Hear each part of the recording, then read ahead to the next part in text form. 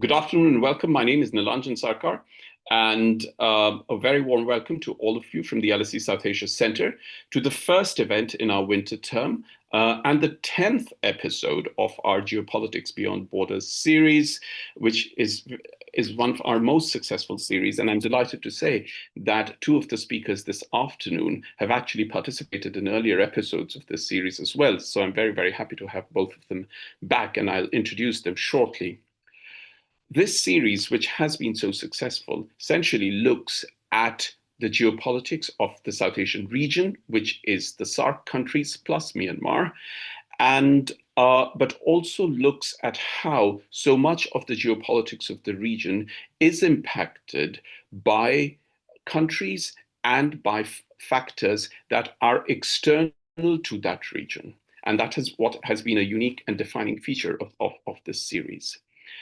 Last term, in our autumn term, we had a discussion, the 9th in this series, on the new relations, diplomatic relations between Bangladesh and Pakistan over the last 1.5 years.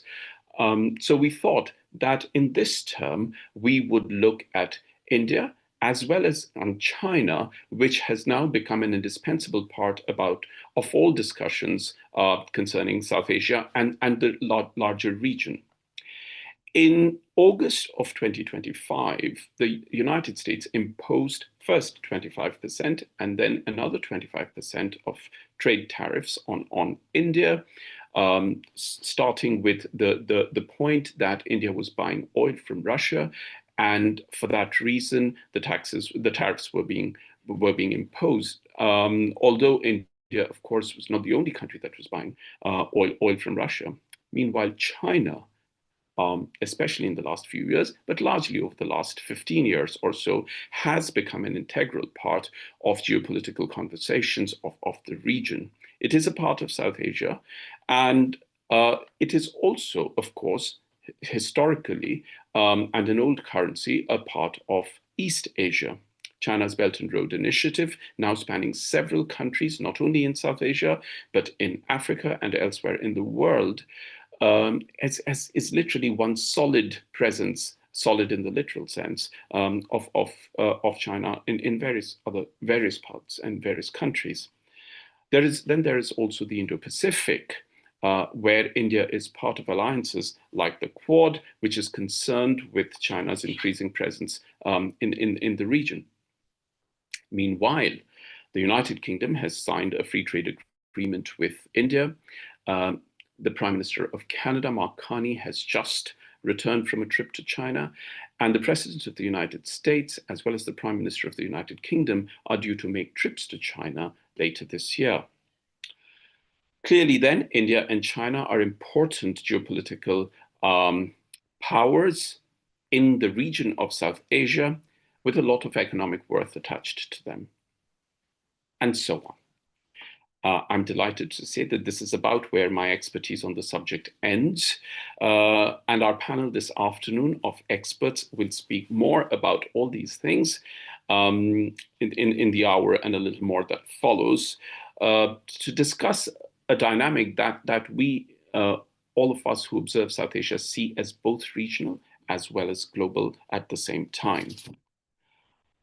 Before I introduce the panelists, I'd like to say a very warm welcome to everyone who's joined us, members of the audience who've joined us from various time zones. Thank you also to all of you who wrote to me expressing interest and saying that they would not be able to attend the event live, but are hoping to be able to watch the recording. The event is happening via Zoom and is being live streamed on YouTube, as you can see, and the chat function has been enabled for you to ask questions. Please do ask questions if you would like to individual panelists. If your question is for an individual panelist, then please do mention the name of the person you are posing the question to. You're equally welcome to ask a question to the entire panel, and I'll read out the question, and everyone will get a turn to answer it.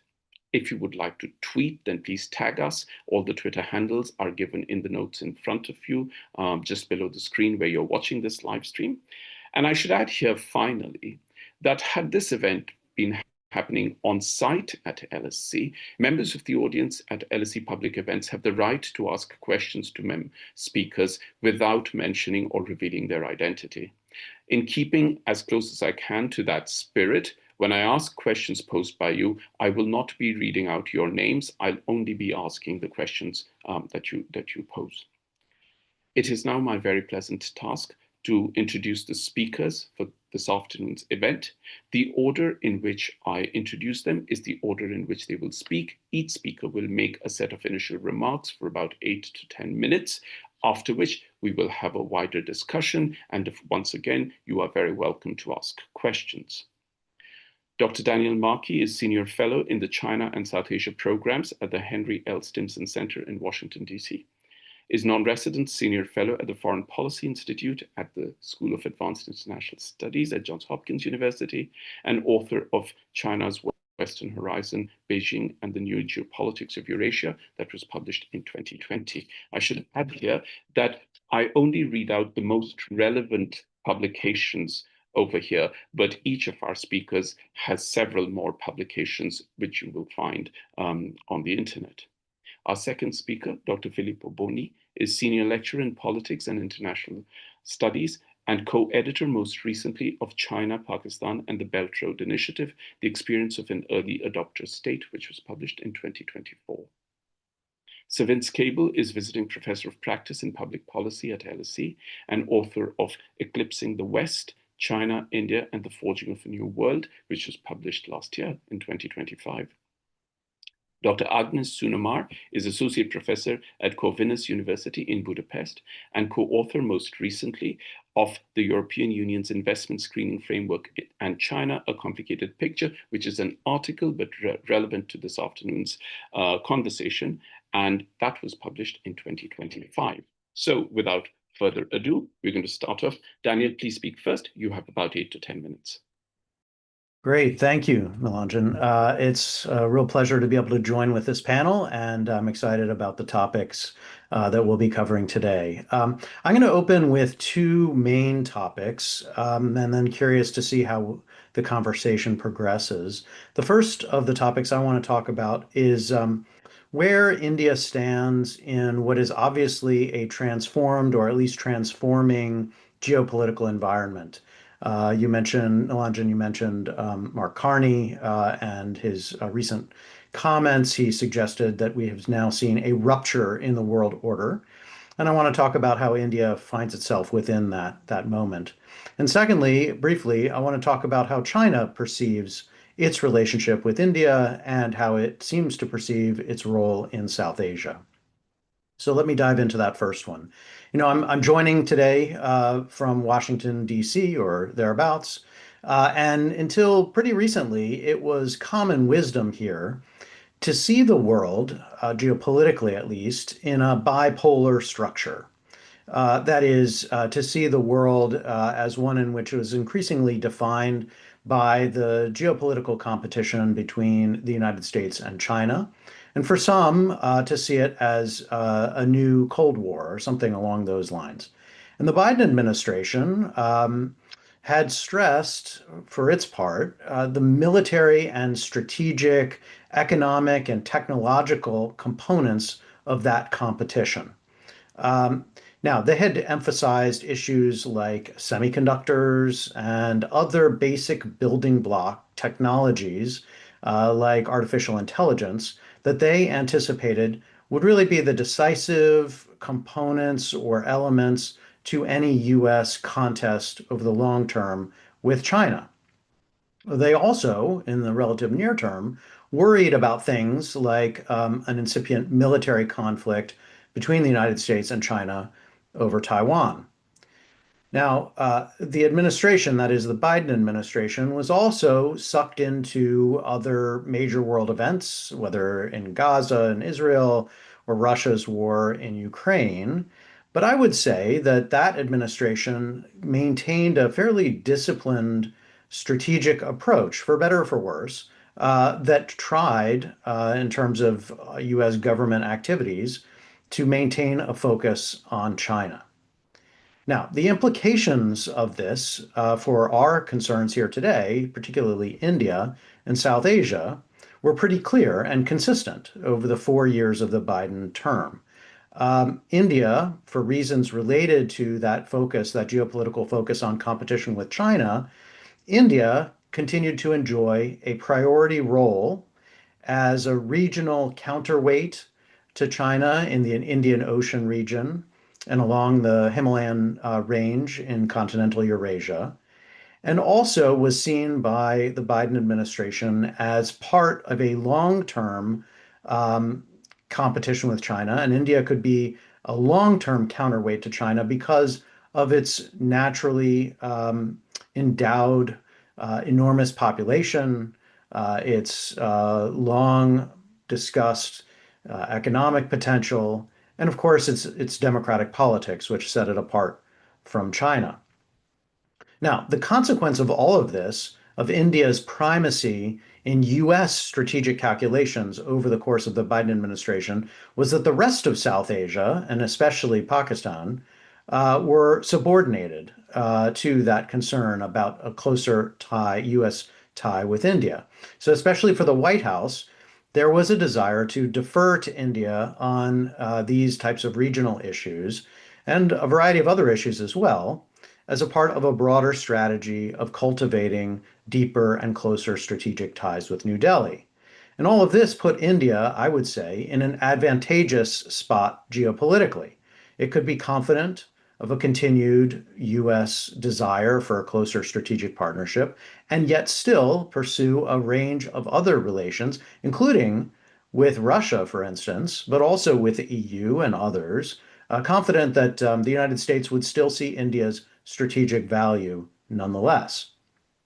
Okay, that was all true until this past year, or even maybe up until last spring, when it became increasingly clear that the Trump administration was taking a hard turn away from that, what used to be kind of common strategic wisdom in Washington, which had even defined President Trump's first term, and that the new Trump administration was heading in a different direction, at least marginally, on China. And by extension, this new direction would have implications for India and South Asia. Now, there are lots more questions probably than answers still on exactly what direction the Trump administration is taking, but we do now have a national security strategy and a national defense strategy that just came out. And in both of these, what we can see is that the administration does intend, or says it intends, to emphasize US interests in the Western Hemisphere much more than the Biden administration did. And there's still, at the same time, some strong expectation of a continued geopolitical competition with China. But what's less clear is that the Trump administration now will see the world in bipolar terms. That is, in a way in which US-China competition is the organizing principle structuring geopolitical competition in the world. It is also far less clear. In fact, seems increasingly clear that the new Trump administration does not see US allies or strategic partners as core advantages in that competition. So how the Trump administration is prosecuting this competition with China is changing. And that means for India, as well as a number of other countries, including US NATO allies and Canada especially, all of which used to enjoy in the Biden administration a certain type of special advantage in their relations with the United States. Now they do not. And this situation has really bitten hard for New Delhi over the past year. The trade deal that it had been working on with Washington has stalled. We'll see if it can be resurrected. Frictions over things like immigration and visas persist and have gotten worse. Differences over India's policy with respect to Russia and purchases of oil and defense articles from Russia have gotten deeper. And certainly since India's conflict in May with Pakistan, the US-Pakistan relationship, which has improved, has really rankled in New Delhi. So, whereas the Biden administration had subordinated its relations or US relations with the rest of South Asia to India, to its desire to give deference to India's place in South Asia, even India's seeming hegemonic ambitions in its neighborhood, now the Trump administration is highlighting its newfound partnership or resumed partnership with Pakistan, and has even gone so far as to appoint an ambassador in New Delhi who is also a special envoy to the wider region, which I think has brought some concern in India. And the net consequence of all of these changes is negative for India. And there is a question as to, and a hope even, that this tide can be reversed. But a lot of damage has already been done in US-India relations. But it's also undermined India's confidence in its place in its neighborhood, and especially with respect to China. And this has led India, I think, to seek other partners, like a renewed effort and push with the EU. And we're seeing that just today with high-level EU officials in New Delhi for Republic Day, as well as a desire to hold on to a partnership with Russia, which is in some ways contradictory to that, and to double down on its efforts at self-reliance strategically. Now, all of that takes me to my second point, and I'll be brief about this, but here I want to talk about China's perception of India and South Asia. So rather than Washington's, let's talk about Beijing's. And as over the past year, as New Delhi's confidence in Washington and its own position in the region have taken a hit, I would say China's confidence in its posture regionally and globally have improved. Trump's alienation of allies and lack of discipline with respect to building US capacity for this long-term strategic partnership, or sorry, competition with China has, I think, been greeted with some relief in Beijing. And more specifically in South Asia, this rift between Washington and New Delhi has resolved one of China's concerns, or at least a point of irritation.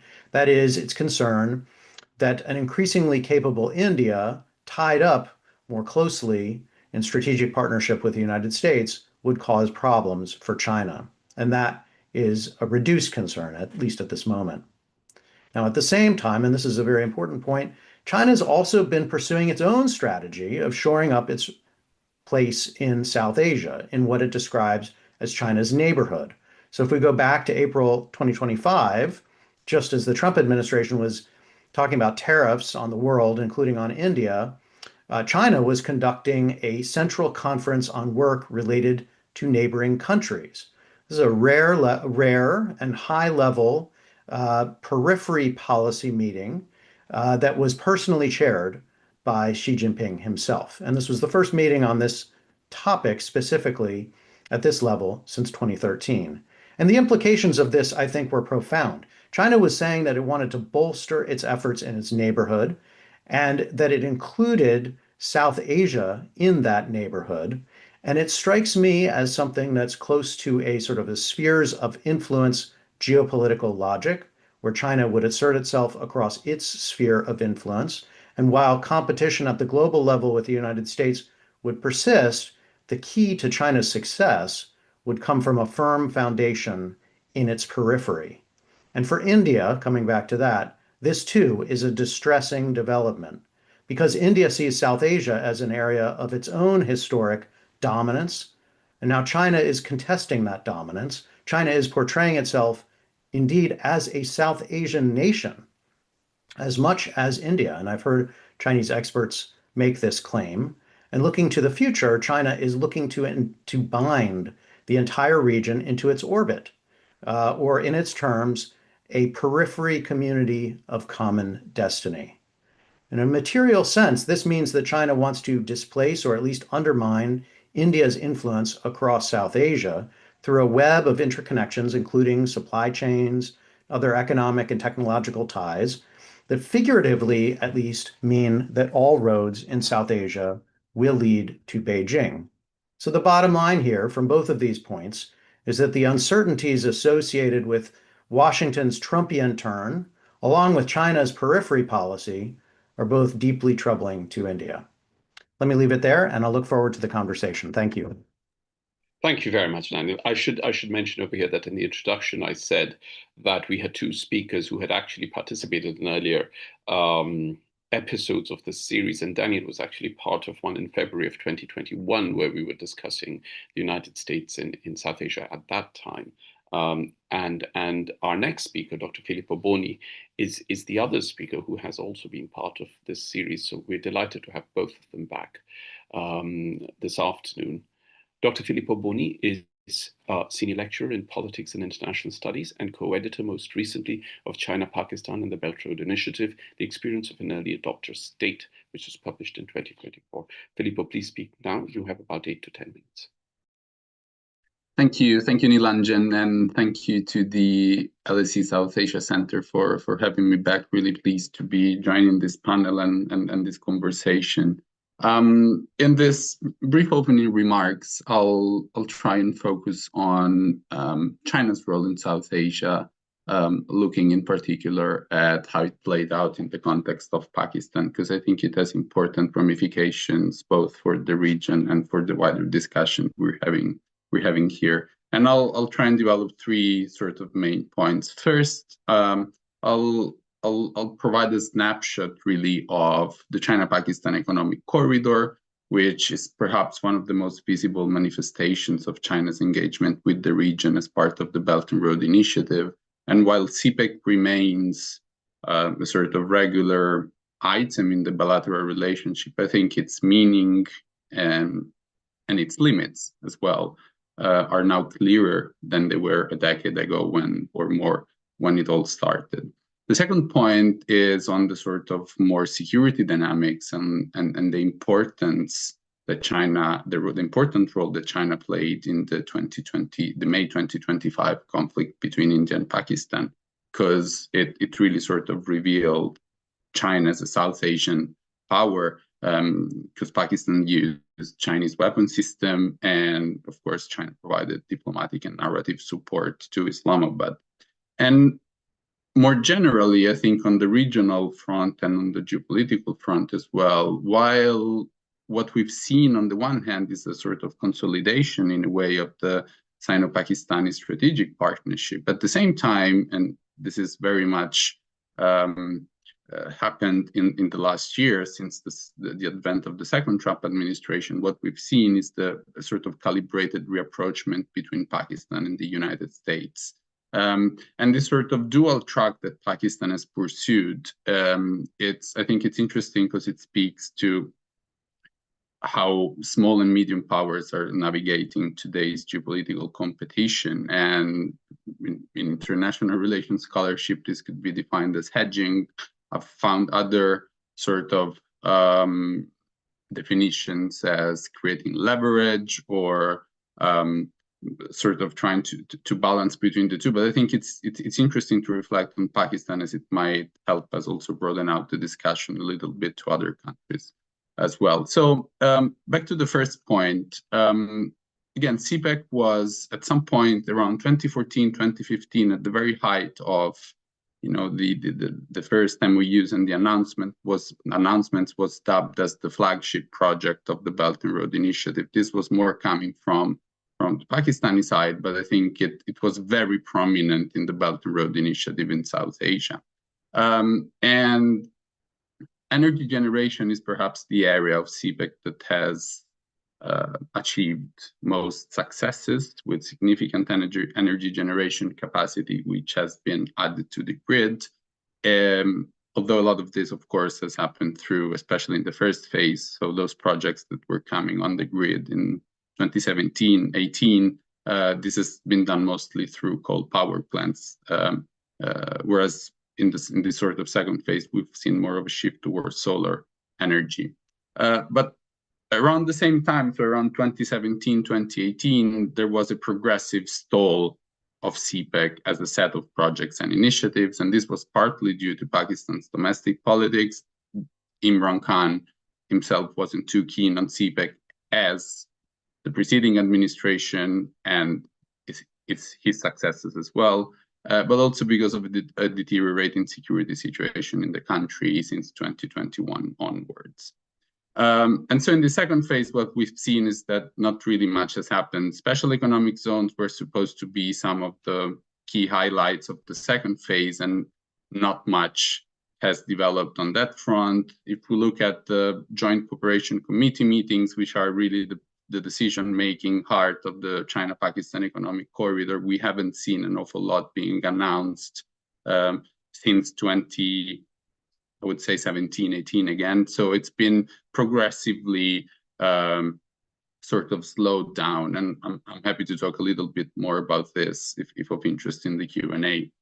But if on the one, so CPEC has been overall, again, on some areas, energy, it's been probably something which has worked better than other areas that were initially included in the bilateral cooperation in the initial MOUs. But if CPEC has sort of come to a stall, I think the importance of China's role in South Asia, and with Pakistan in particular, has come during the 88 hours of war between India and Pakistan in May 2025. And this is sort of the second point I want to make. And what we've seen is that during the war, Pakistan deployed Chinese weapons systems, J-10 fighter jets, missiles, hypersonic missiles, HQ-9P air defense system. So a whole host of weapon systems that really helped Pakistan in its conflict with India in May. And this is, of course, wider ramifications beyond the conflict itself, because it was the first time in which Pakistan used modern Chinese weapons. And it was very much closely watched by any country interested in either acquiring Chinese military technology or to those worried about a potential confrontation with China. So it was an important display and showcase of some of the capabilities that are there. Beyond the conflict, I think there are more sort of political implications of this consolidated Sino-Pakistani partnership. One example came in June 2025 during a meeting of the Shanghai Cooperation Organization, which a meeting of the defense ministers, which was held in China and which failed to adopt a joint declaration due to the divergences raised by New Delhi regarding the inclusion of a reference to terrorism in connection with the attack in Kashmir on April 22nd, 2025, which then kickstarted the sort of India-Pakistan conflict. And I think this provides evidence of how sort of also the political side of the Sino-Pakistani relationship has developed towards India in particular. And if we extend this further, I think one of the things we've seen is the institutionalization also of China's role in multilaterals.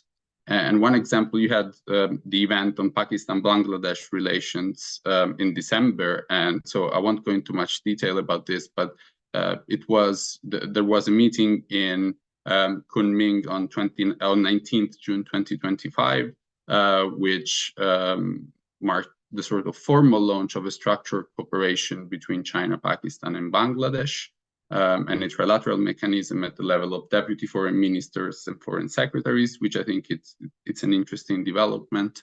And so this provides a sort of example of how China has been making inroads quite significantly over the past decade, but also more specifically over the past year in the South Asian landscape.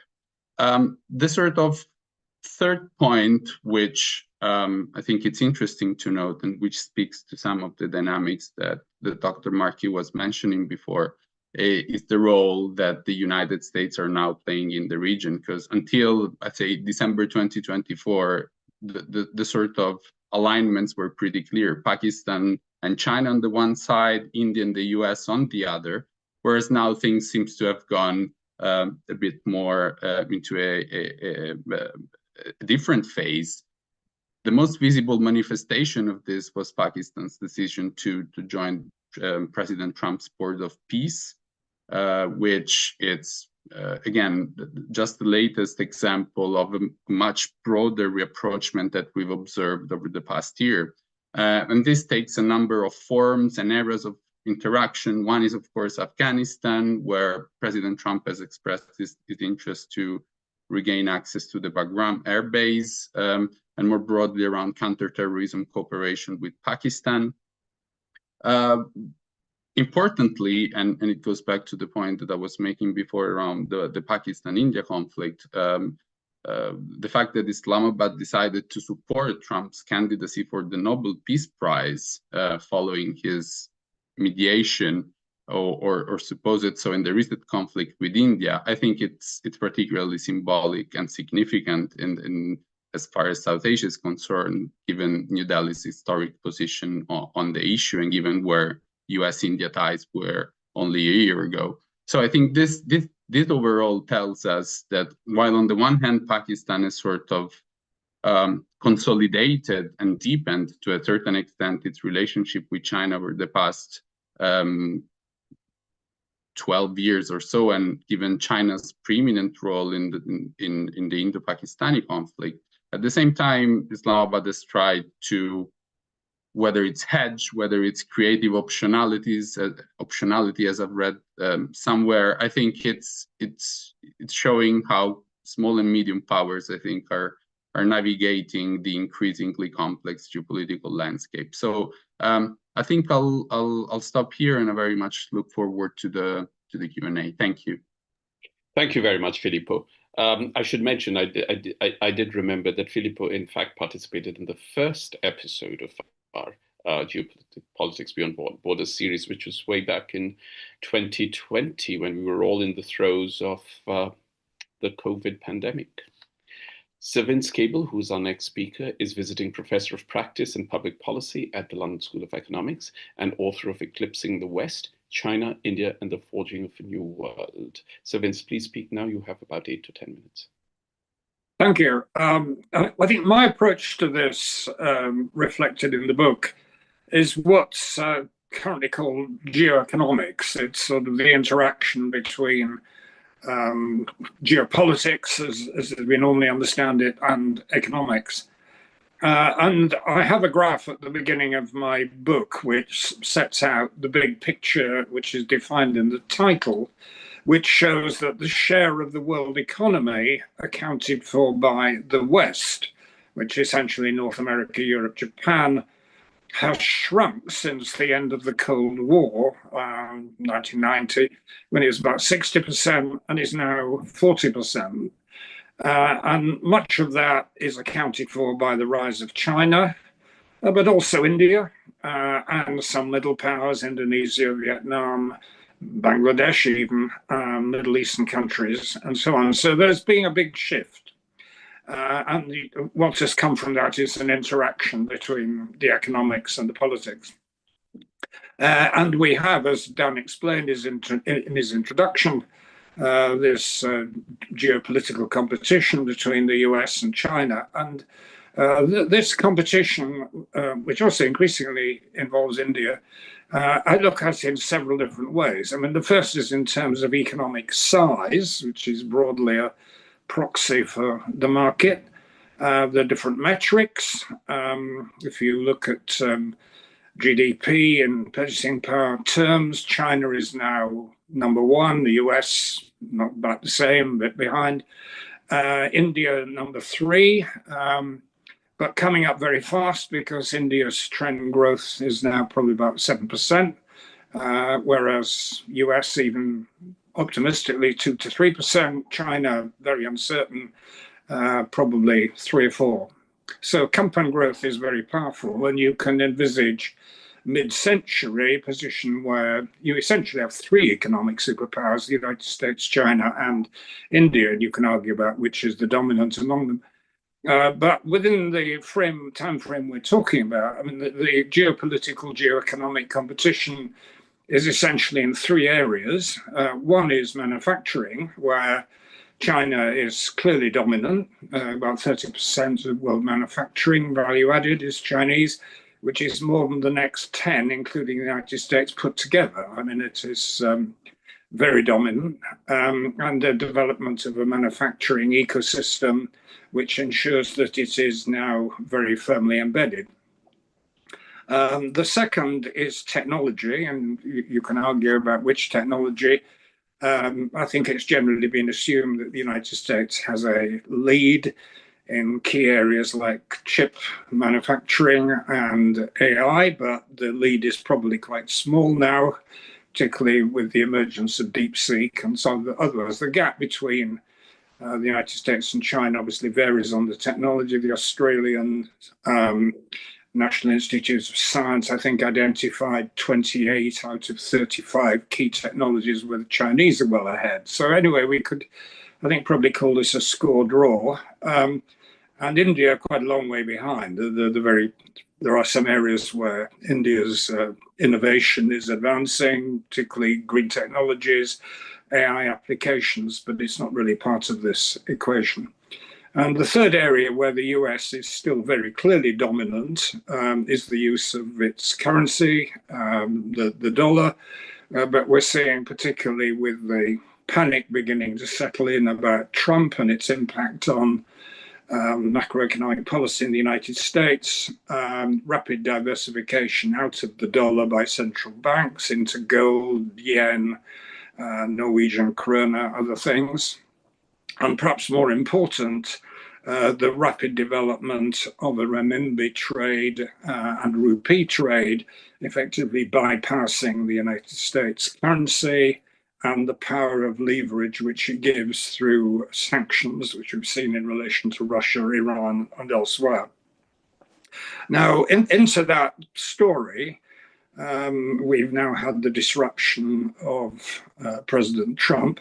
I mean, you could argue that although it's highly significant, many of the underlying trends are there anyway, that the US is losing its position as a global hegemon. And that has two consequences, one of which is political scientists are very familiar with, the Thucydides trap and the likelihood, or certainly the risk, of military confrontation with a rising hegemon, which is China. And the second, less commonly discussed, but arguably as important or more important, the Thucydides trap, where if you get a hegemon being replaced by another, there is no attention to international public goods, which in very broad terms would be international rule of order, international law, but specific things like climate change, Antarctica, law of the sea. Many of these things cease to be observed. So those are the potential, dynamics. Now, what I try to do in the book is to look at the future, and not just in terms of economic growth or kind of possible futures we can envisage, but to think of a series of scenarios about the future which are plausible and logical. Any of them could happen. And identify three in particular. The first is what I call the global West, which is very similar to the picture which Dan described in his introduction about the picture of the world which emerged in the Biden administration, where the West effectively co-opts India based on fundamental mutual interests around security and the threat, as the Indians certainly see it, of the Chinese on their borders. And I would have thought until the last few months, you could envisage with some confidence that this is the way the world was evolving through a series of alliances in which the countries of the global south have an increasingly important role, but in which the concept of the global West still holds together. Well, the disruption of Trump, tariffs, and the rest has, I think, thrown that into some doubt. Whether that's a permanent disruption or temporary, we don't know. The second story I tell, the scenario story, is what I call multipolar, which is the kind of picture which emerges from both India and China as to how they see the world, which is emerging great powers, like the two of them, the United States in the Western Hemisphere, Russia to some degree, having spheres of influence, but not cohering as part of a global system. And that presents obvious problems in terms of the Kindleberger gap, who is leading on international issues of common ground, particularly rules of trade and the common goods like climate change. And I have a third scenario in which that particular world is unsustainable because it's complex and leads to breakdowns of understanding and responsibility. The first is no longer being observed, so you'll finish up in a vortex of growing conflict. And of course, South Asia is very much at the center of all that. It may be, if you're optimistic, you can see through the murk an emerging new order, but you have to be pretty optimistic to see that. So perhaps just to conclude, my work is perhaps less academic, but it's an attempt to think through the logic of the future and how it is evolving, featuring in particular the emergence of China and India with those scenarios. But thank you for your attention. Thank you very much, Vince. I mean, I'm sure we'll come back to a lot of these in our discussion. And before I invite our final speaker, may I just say to members of the audience that you're very welcome to ask questions via the chat function that is now open and enabled. Our final speaker, Dr. Agnes Sunomar, is Associate Professor at Corvinus University of Budapest and co-author most recently of the European Union's Investment Screening Framework and China, A Complicated Picture, which is an article and was published in 2025. Agnes, please speak now. You have 8 to 10 minutes. Thank you very much also for having me. So confirming everything that has been said so far, I absolutely agree that South Asia has become one of the central theaters where China's ambitions, also India's regional leadership, and Western strategic interest increasingly intersect and compete. When I thought through the main points of today's discussion, I actually discovered a very interesting analogy that provides a possible framework for understanding the processes taking place in South Asia from a European perspective.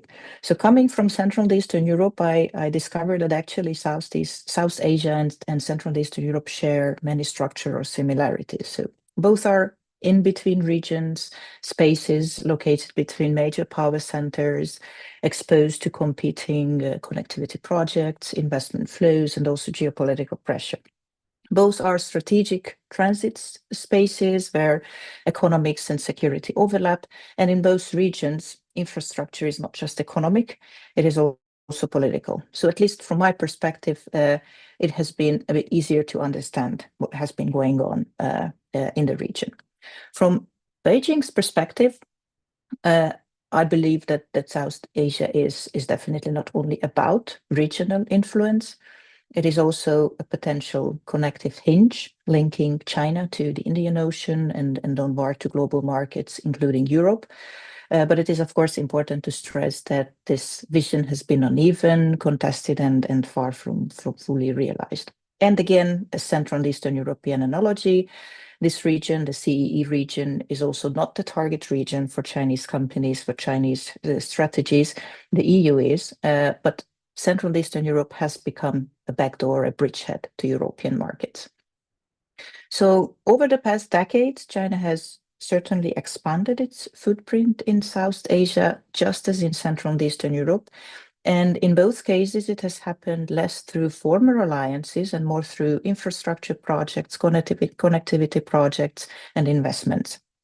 In the case of South Asia, the China-Pakistan economic corridor has already been mentioned, lots of port investments as well.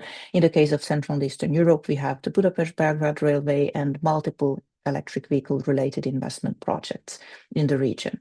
And of course, in both regions, China is strengthening its presence also through financial engagement, technology embedding, logistics, and selective security cooperation.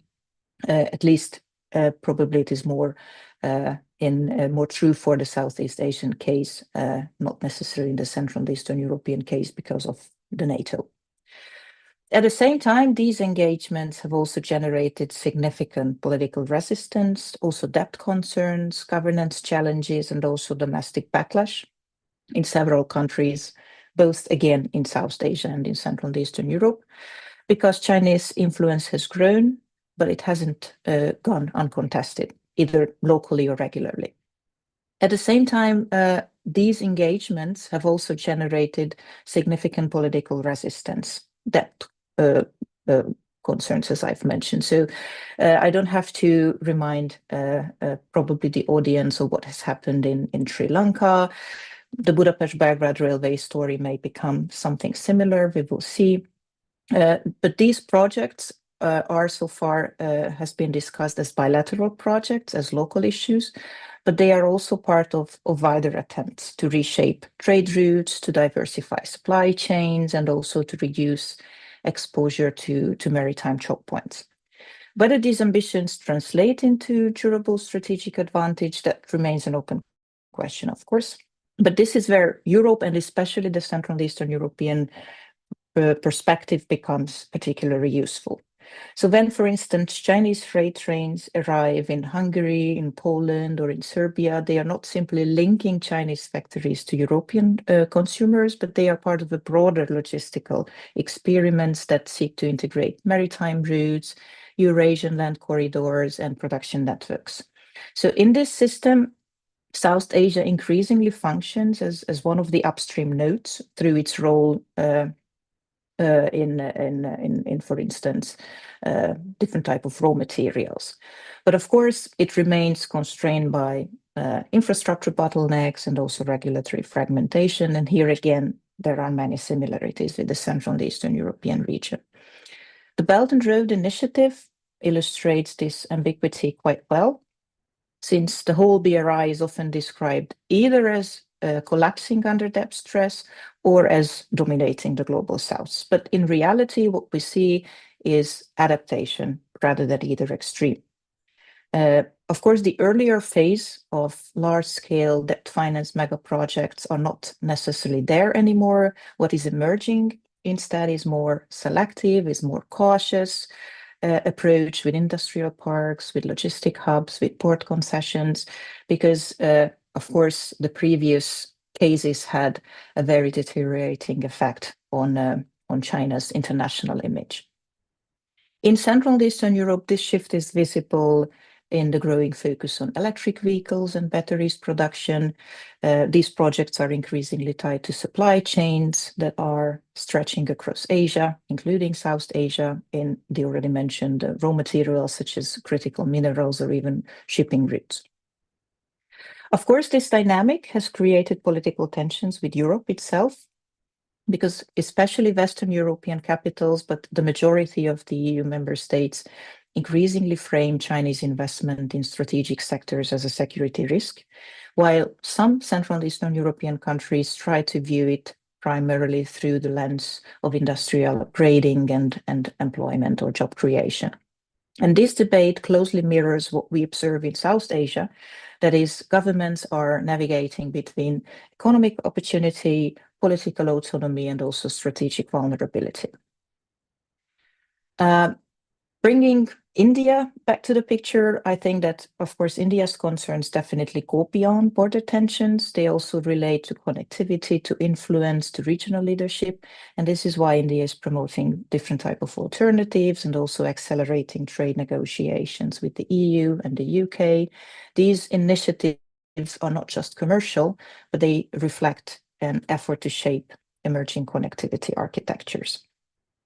At the same time, India also faces real constraints, competing with China's financing scale, construction speed, and the state-backed coordination remains very difficult. The EU is facing the same difficulties nowadays in Central and Eastern Europe and even beyond. But India also brings advantages China lacks: demographic scale, political partnership with Western economies, and growing technological and manufacturing integration with global markets.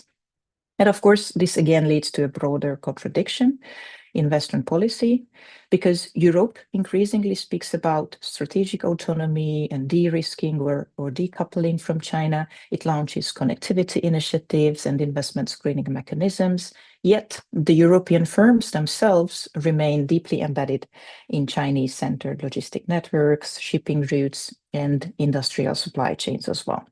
So Europe is already part of this geopolitical equation, even when it prefers to frame its engagement as purely economic. Looking forward, I see three broad trends linking Southeast Asia and Europe, including also Central and Eastern Europe. The first is that China's influence is likely to become more selective and more embedded, but also more constrained by financial risk, geopolitical resistance, and domestic economic pressures. The second is that India will probably continue to internationalize its regional strategy, drawing in European and transatlantic partners if possible, but will face its own capacity and coordination challenges. And the third is that Europe will face increasing pressure to reconcile economic pragmatism with strategic coherence, particularly in Central and Eastern Europe, where investment needs, political preferences, and security alignments often diverge. So probably I stop here, and the rest we can discuss during the discussion part. Thank you so very much. This has been absolutely fascinating. Before we start off the discussion, Agnes, I just wanted to, this is just for the benefit of most other people who are probably less likely to know, and that includes myself. When you were mentioning, what happened to Sri Lanka, you were obviously mentioning, the economic problems that arose. And you said something similar might happen with the Budapest investment. What were you referring to over there? The Budapest-Belgrade Railway project. So this is the biggest infrastructure project so far in the region. This is a relatively small project, but this is the only one so far. And it has been contested for quite some time. It has been under the European Commission's probe for many years. It has been delayed. It has been going on for more than 10 years. And most of the details, including the financial details, the details of the state bank loan from China, is kept confidential, which means that we don't know what we are talking about, how big the amount is, how long it would take to repay the loan, and how beneficial the whole railway project would be for Hungary. Since so far it seems that it will serve mainly Chinese purposes, that is bringing in Chinese products to the EU, whereas we don't really see yet the potential added value for Hungary. Right. Thank you very much. Unless there is someone who wants to say something directly in response to what anyone else has said, I have a few points to make. I can start with that, and maybe we can continue if that sounds all right to all of you. One of the things, and this has been on my mind for quite some time now, just as an observer, because I am no expert in this subject or in this field, is that, and this was visible actually in what the remarks that each of you made, and somewhere towards the end of Agnes's initial remarks, you said that infrastructure is both economic and political.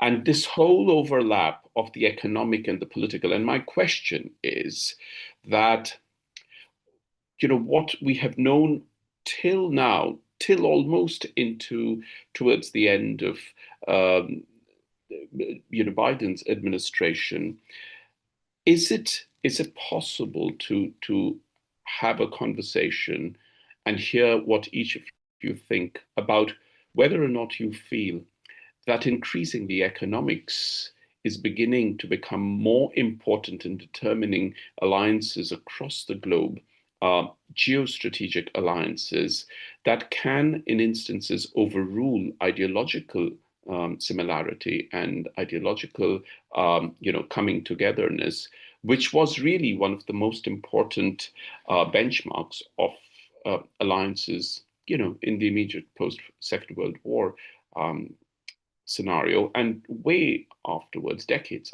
after that. Is that what you think, Daniel? Should we start with you?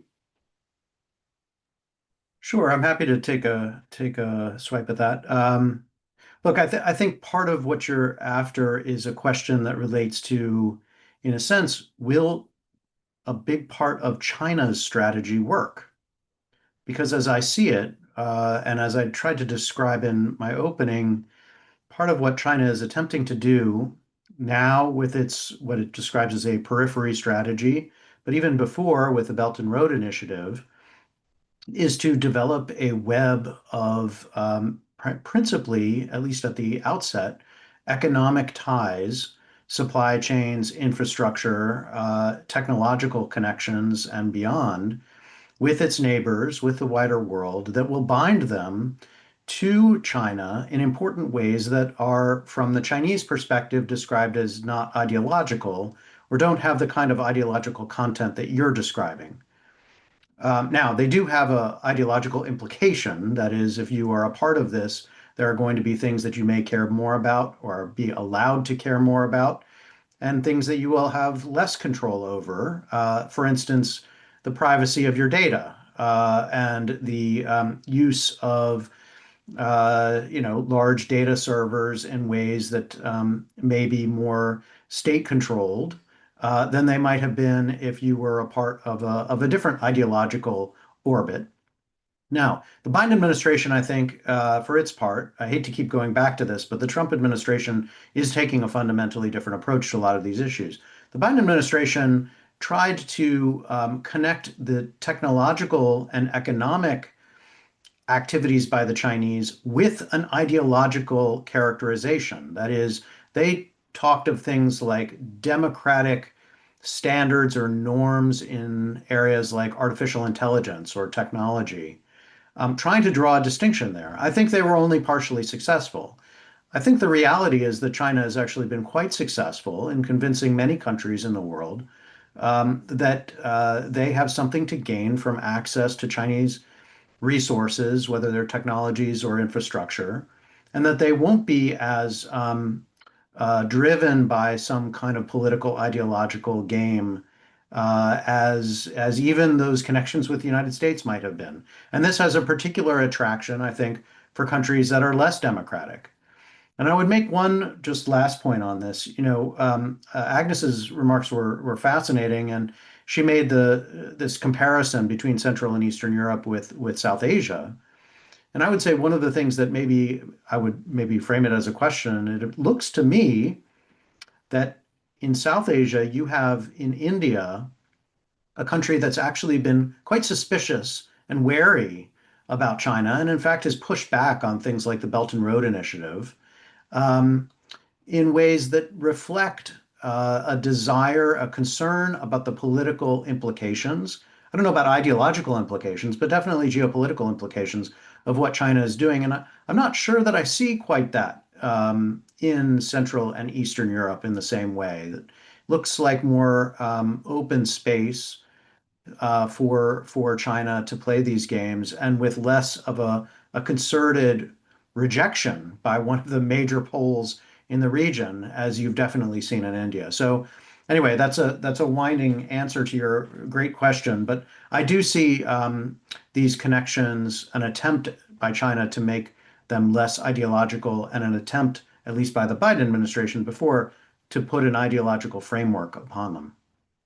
And there was, of course, the entire TikTok controversy over this whole data thing. But before we'll just get to Agnes and ask her to respond to what you've just said, which is very interesting. But before that, just very briefly, Daniel, is economics a factor in the West's interactions with India? I mean, it is the most populous country. It is a huge market. Absolutely. I mean, it is the argument for why the United States would be committing strategic malpractice to overlook a closer relationship with India, or to not significantly invest in that relationship, because just as Sir Vince Cable pointed out, the simple math here suggests that India is going to play a larger role in the global economy. Exactly how much larger is a little less clear, but a larger one. It's growing, and that the United States has all kinds of reasons to want to tie itself to that, as does Europe and a variety of other parts of the world see some potential in all of that. And that if the United States misses out on that opportunity, then it will, basically be losing access to and connections with a larger share of the global economy, and put itself at risk of either being in a world that is increasingly dominated by China, or one in which the United States is just one of a number of poles, but not a preeminent one. And that, of course, is a concern for Washington. So India is a part of that because of its economy. Okay, thank you. Agnes, did you want to say something just briefly to what Daniel said about whether Central Eastern Europe actually provides, shall we say, an easier or a less complicated space for China to. Probably it is the case. It's less complicated because we have the EU, which is not a unified system, which is fragmented. And as a result, it is easier to play around. It is easier to test. Actually, Central Eastern Europe provides a very good opportunity for China to test the cohesion in the EU. And of course, in the Balkans, for instance, where we have some non-EU member countries, you still have to deal with Russia, you still have to deal with Turkey and the EU. But when it comes to the EU member, Central Eastern European countries, probably China has an easier playground than in South Asia. One of the things that Daniel was saying was also that there doesn't seem to be any kind of pushback in the way that India has been suspicious of China. Is that something you agree with in the context of Central East Europe? Yeah, probably. But again, because of the EU is not having the supranational power in each and every decisions. So that's a bit more difficult from the EU perspective to act as India acts when it comes to China's presence in the South Asian region. So Vince, is economics beginning to play more of a part over politics and political ideology? Well, yes and no. I mean, the yes is clearly, going back to the specific issue of Chinese influence and competition, I mean, the reason why they were very attractive partners, particularly in Africa, was the ability to do infrastructure competently, quickly, and without all the kind of hassles of environmental assessments, human rights concerns, and so on. You build a railway in 2 or 3 years rather than 2 or 3 decades. I mean, that remains actually one of the attractions. The Chinese clearly are no longer offering ideology in the sense that they were in the Maoist days, but what they do offer is a kind of role model for rapid development. Which, even for semi-democratic countries, and many of which are in Africa and Latin America, is a very considerable appeal. When I say yes and no, I think the no is that there is a growing preoccupation with what you can call economic security. This is often not very clearly defined, but anxieties about killer switches, the impact of the cutting off of rare earth metal supplies. I mean, there are about 20 or 30 things you could list, and often people misuse economic security as just an excuse for protectionism. But this is clearly has crept in to economic decision making in a way that wasn't true before China became seen as a major competitive force. Thank you. Filippo, would you like to say something?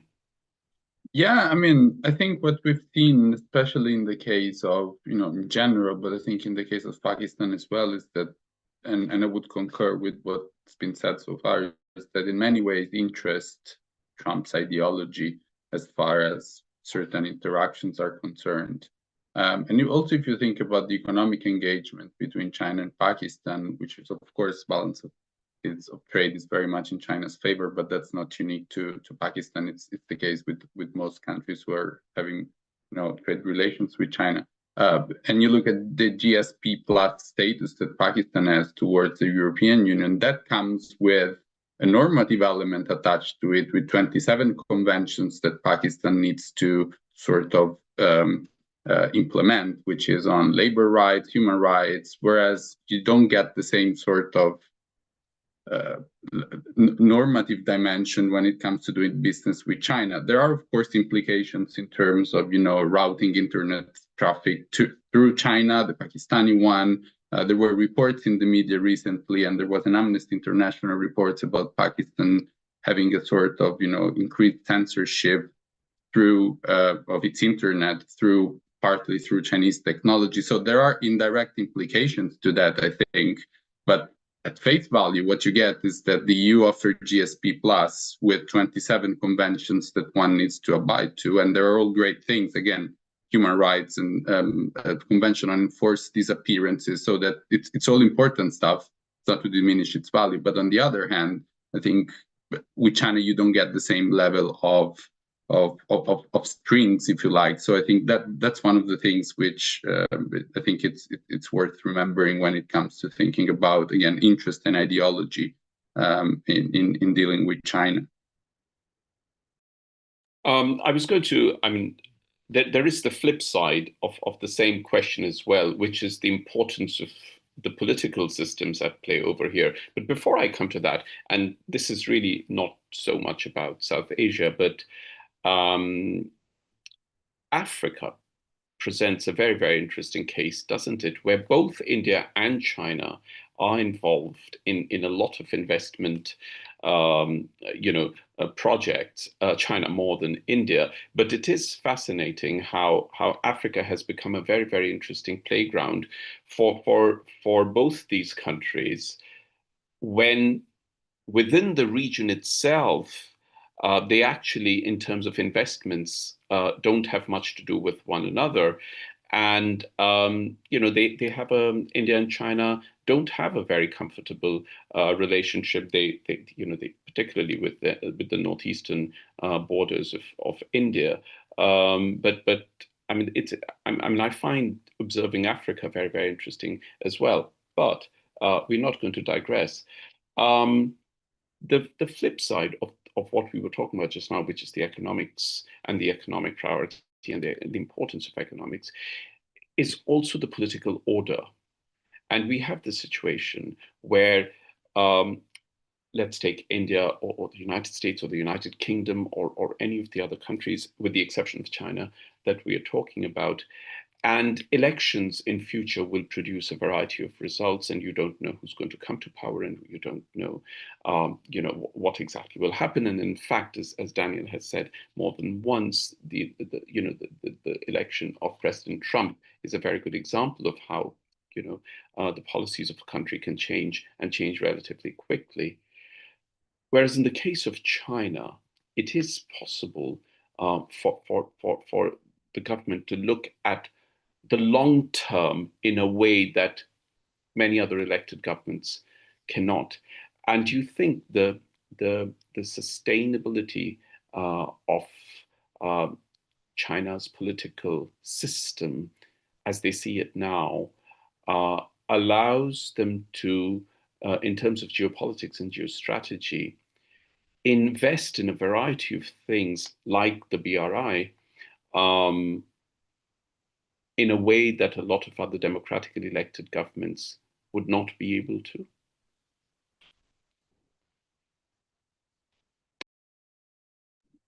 Should I intervene on that one? Yeah, I think part of the Chinese offering is competent autocracy versus dysfunctional democracy, which is how it can easily be portrayed. If you look at what's now happening in the United States and the UK, for that matter.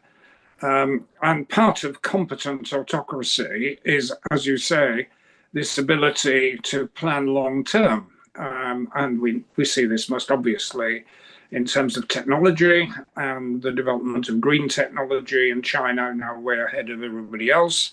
And you can see the attractions of this in places like Africa, where one of the main reasons why China is so embedded now across Africa is the fact that Western countries took a relatively short-term view. Multinational companies disinvested in the last few years for short-term budgetary reasons. We've cut our aid program. Tariff barriers have been put up in Europe as well as in North America to African products.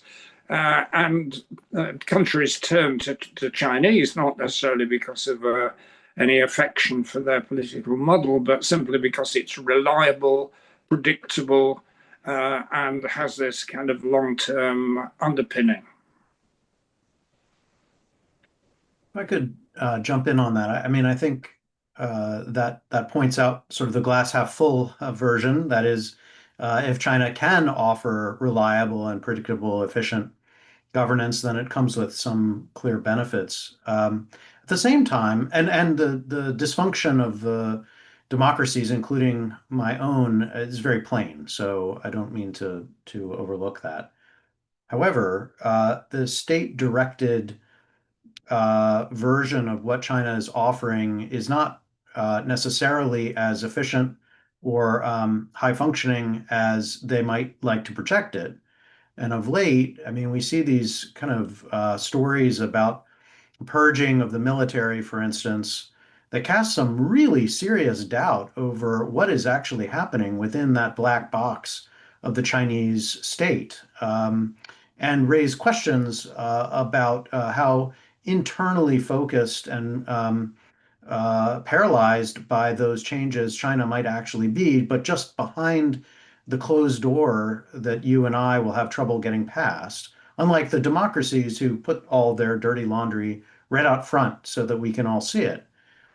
So there is a big question there. And then beyond that, there is the question of the state-directed, or in this case, really party-directed, disciplined focus, which does have the benefit of thinking long-term if it can actually be confident enough to know that it will be there over the long term. That is, individuals have the safety and security within that system to think that they're going to last the next purge. So again, a question mark, but also has the downside risk of being stuck in bad decisions and somewhat less nimble or capable of redirecting attention, focus, and resources if things don't go well. So a critical example of this in the Chinese case is its long time focus on things like or on infrastructure development, even within China, well past the point of efficiency, and into an era of ghost cities and things like this that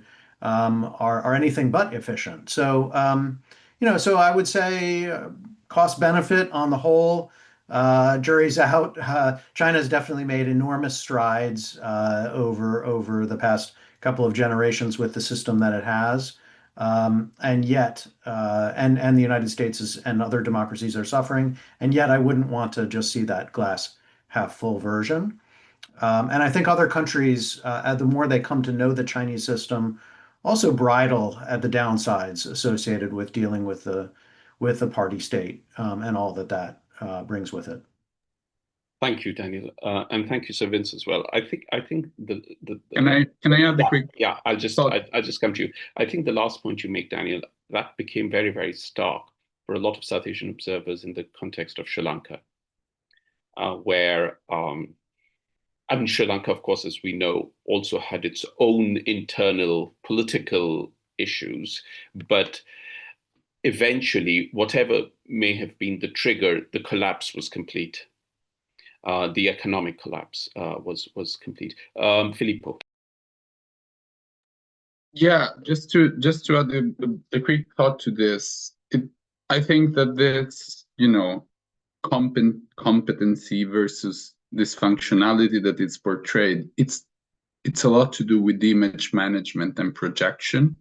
So the way in which China wants to be seen by the outside world. This is not to say that some of this is not true. They're, incredibly efficient on some grounds, but the overall image and package of, narratives that you get from China is precisely about its great economy, about its ability to deliver, its governance. So it's a really strong and unified message, which I don't think necessarily reflects the decision-making process on the ground. Because if you see even, Belt and Road Initiative, it's an example. SOEs, provincial governments, they were all competing for a piece of the cake and not necessarily all looking in the same direction and with the same priorities. So I think there's something to be said about what China is projecting abroad, also for domestic consumption, for internal consensus to an extent, and the reality on the ground on how certain dynamics are actually operating. Again, there's a lot of competition within China in terms of who gets the highest seat at the table, and it's very fragmented within the wider frameworks and that are put out. what actually happens, it's much more fragmentation that the official story tells. So I think this is something to be taken into consideration when we look at very competent, very dysfunctional. I think democracy is, for better or worse, they're an open box to many extents, because transparency, it's one of the things that are really a defining feature, whereas it's not necessarily the case in other contexts. And perhaps this is something we should also take into consideration when we look at the efficiency and the competency of authoritarian models. Agnes, you were going to say something. Yeah, just to add a sentence, because I absolutely agree that China's political system does provide certain structural advantages for instance, long-term connectivity projects and infrastructure strategies. But I totally agree that it is sustainable for executing projects, but sustainability in geopolitical influence depends on acceptance by partners, depends on economic returns and policy legitimacy abroad, so not just domestic governance capacity. So Vince?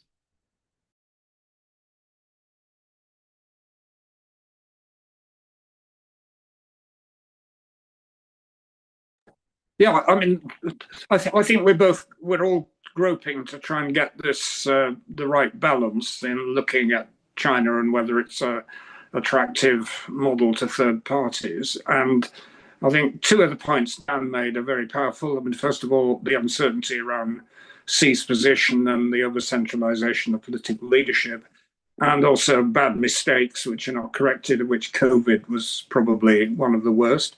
But there is a key element in Chinese decision-making which I don't think is adequately appreciated. And although there is a centralization of political power, there is a very effective decentralization of economic decision-making, which originated in the Dengist reforms, and to some extent Xi has reversed. But unlike India, where you have very weak local government, one of its big problems, China has very strong local government, mayors, districts empowered to innovate, and this has proved to be an absolutely crucial part of the mix in their economic success, at least to date. I think the other point I think we need to make is, because we are talking about South Asia, is the extent to which, although we applaud the democratic model in India as miraculous as it survived and the way that it has, India is rapidly retreating from a democratic model in many respects. Elections are compromised. Many of the correctives which democracy provides through free speech are being eroded. And many of the features of the Chinese system, the problems which arise from how do you run a country of 1.4 billion without it disintegrating, are leading the Indians to adopt a somewhat more authoritarian model of government too. Yep. We have a question, and I'm conscious of time. And the question also ties up with another point that I was going to make. But is there anyone who wants to come back just to finish off this conversation? Anyone? Anything? Daniel, did you want to say something? Yeah, I mean, Sir Vince just made this point about India's democracy, and I think it's absolutely crucial. So let me just add on to that. It is true that India's democracy seems to be backsliding. The implications of this extend to processes of decision making at the international level. So if there's not good information, debate, public debate, data, research, journalism, all of the benefits that democracies presumably enjoy in terms of decision making could be reduced. Furthermore, it could face or suffer the consequences of a lack of national political unity, another problem of trying to centralize India, an incredibly diverse state and society, to over-centralize risks the possibility of further fragmentation, internal violence, and reduction of capacity for economic growth and then international power. So these are serious risks that India runs by this impulse toward greater political consolidation. And furthermore, runs the risk of one of the benefits that India has had, certainly with its relationship with the United States, and I would say with the EU as well in particular, is this presumption that India, a great democracy, will behave in ways that are broadly conducive to flourishing and cooperation with other big democracies. And if India were to sacrifice that, then some of those presumptions also disappear.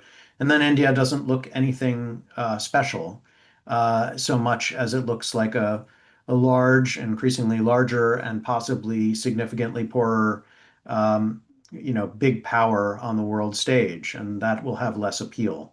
So all of these things are real risks that India runs. Thank you. I'm just going to bring in the question, but I'm going to preface it with something that I was going to mention anyway, and the question kind of ties up with that. And the question is for all of you, even though Filippo, you are named in the question, and that is that all the conversations we've been having about the economics being dominant and what about the politics. It is no secret that the economics carries with it, its own politics and its own politics. And it is not that the economics is entirely devoid of a political agenda from all sides, from all sides. And that's the reason why in my introduction I gave the example of India being a part of Quad, and that's a good example of that. On the other hand, just yesterday and the day before, we've seen China supporting the elections in Myanmar as an important country that China being the important country supporting the elections. The question is for everyone, even though it mentions Filippo, and it's about energy and the significance of energy. I'm going to read it out verbatim, because I don't want to paraphrase someone else's question. Okay.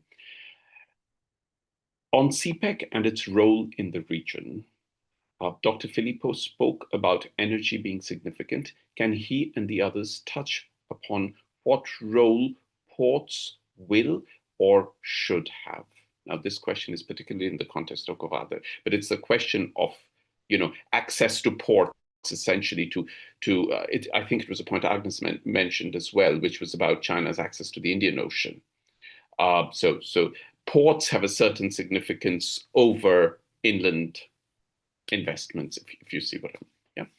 Filippo, do you want to go first since you're mentioned by name, and then we can ask the others? Sure. Thank you. Thanks very much for the question. Yeah, I mean, energy had the lion's share of the CPEC early investments, and it was really probably the most prominent and most advanced set of projects we've seen alongside road construction and as far as Pakistan is concerned.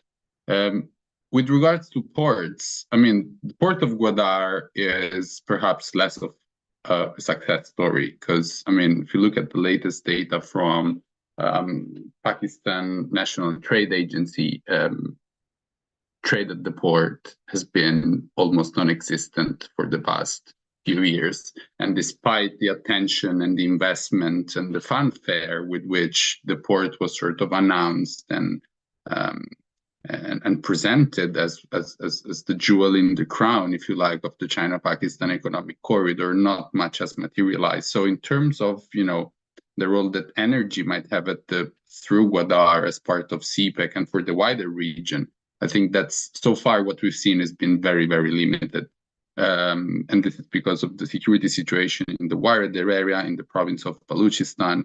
And so I think that's probably something limited. As it is, I think, limited discussions about extending CPEC to other countries in the region, whether it's Afghanistan, whether it's Iran. I think it's been resurfacing every now and then to try to inject new sort of life into what CPEC is or its potential, but I see very limited opportunities for that. So energy imports, I think, as far as Gwadar is concerned, so far we've seen very, very little on that front. Filippo, this is the second time you've said it.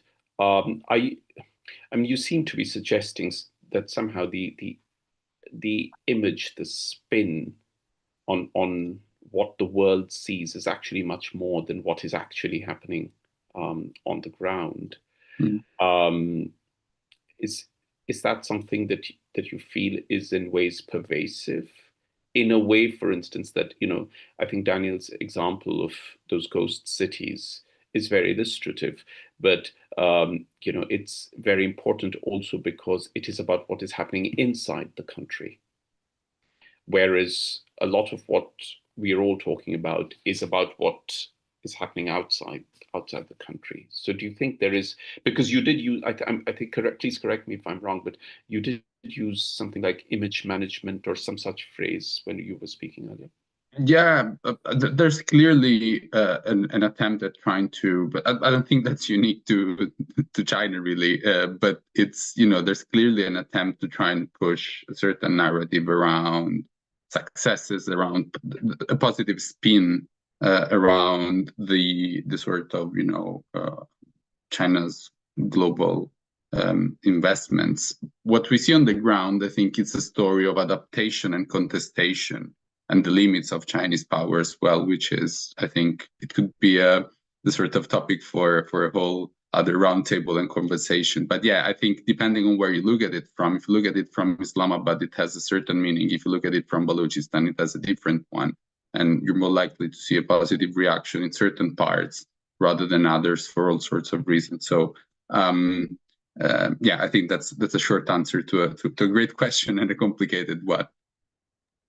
Thank you. So Vince, ports versus energy versus political agenda. I think energy is interesting in the sense that China and India, and also the European Union, have I think, a fairly common analysis of future energy supply and demand, and are diverging quite wildly from the United States. I mean, they accept that global warming is ultimately a massive issue for them domestically, as well as in abstraction. It's not a hoax, and it's real. And although China and India are both major burners of coal, I think China's coal use is now starting to decline. Their movement into renewable energy is massive, and they're getting a chokehold over most of the supply chain, both at the original raw materials and the processing into the green economy. Interestingly, I think China now has 2/3, 3/4 of the new nuclear reactors, which is at least partly driven by zero carbon objectives as well as security. And the Indians are sort of heading the same way. I mean, they're on a longer time frame. They're more dependent on coal, partly because of the geography. Their renewable power is in the south and west, and the electricity grid is centered on Bihar and the east. So that there is a constraint, but they're heading in the same direction. And I think with Chinese and Indian decision makers in Europe, you can have a sensible discussion about our common interests and how you address them. Whereas sadly, I don't know how far Trump's influence will extend, but I think one of the more damaging things he's doing is taking completely the wrong direction in retreating into a fossil fuel-based economy. Agnes, ports, energy. Yeah, I totally agree that economic assets such as ports, for instance, are becoming political instruments. Energy infrastructure or ports are no longer just commercial platforms, but they are treated as strategic assets. So be it a power grid or a transmission corridor, it affects not only energy security, but also diplomatic alignment. The ports shape naval access, but also maritime surveillance and also crisis logistics. And the same applies in Europe again. So from the debate over Chinese involvement in the Greek ports or in the Adriatic ports to concerns about energy dependence and battery supply chains in Central and Eastern Europe, we see how infrastructure decisions trigger national security debates. It tells us that the line between economic policy and foreign policy is rapidly disappearing. Daniel, you have the last word. Yeah, I would just come. I think people have covered the ports and energy point well, but Filippo made this point about the extent to which China's involvement in any of these states, Pakistan especially, but all the others as well, really is this complicated interplay between what China is attempting to do and recalling that there isn't just one China interest. There's a lot of different moving parts in China. And that interplay between all of those parts and the complexities of these societies and economies and polities where they're operating.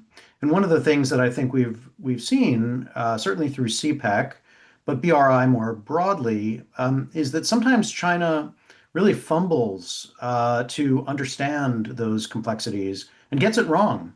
And makes big mistakes. It isn't infallible in terms of its attempt to cultivate better ties and cooperative relationships that would be, in its terms, win-win in the region. And certainly in Pakistan, there's been a lot of grumbling and irritation, backsliding in a sense, or at least stalling and stalemating. And I was recently in Islamabad and saw some of that, but also in Afghanistan, where a number of people anticipated that with the U.S. withdrawal, China would come rushing in very effectively. Some Chinese made this point quite dramatically, and if anything, what they've seen is a series of challenges and even reverses in terms of their ability to operate in what is an incredibly difficult country. And that's just worth remembering. I mean, across this region, it isn't just a matter, that India is a clear roadblock in terms of Chinese ambitions in South Asia, but each of these countries,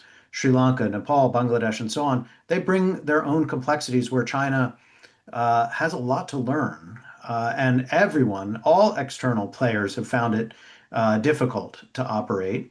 And some of the lessons from where they've succeeded, and here we've talked about Africa, may not apply to this region or not apply very effectively and may be overread in Africa as well. So anyway, that's just an argument for recognizing to the extent to which each of these countries, in a sense, gets a vote and has a really important control and say over what happens. That was a lot of what I tried to do in my last book, actually, in South Asia and Central Asia and the Middle East. But that was a while ago now, 2020, and I think we've seen a lot of that come even further to fruition in the years since. Thank you very much, and thank you very much, everyone.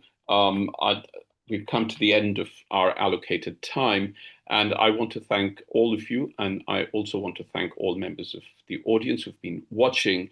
I always say this at the end of all the events I do, and as I've been doing it for decades now, but especially since 2020, that if there's anything good that came out of the pandemic, it is that we all became very tech savvy. And it allows us to convene these literally global panel discussions so conveniently through technology. But it is equally true that we are very grateful to each of you who give so freely of your expertise and of your knowledge to make these conversations so interesting. So thank you very much, Filippo Boni, Agnes Sunomar, Savins Cable, and Dan Markey.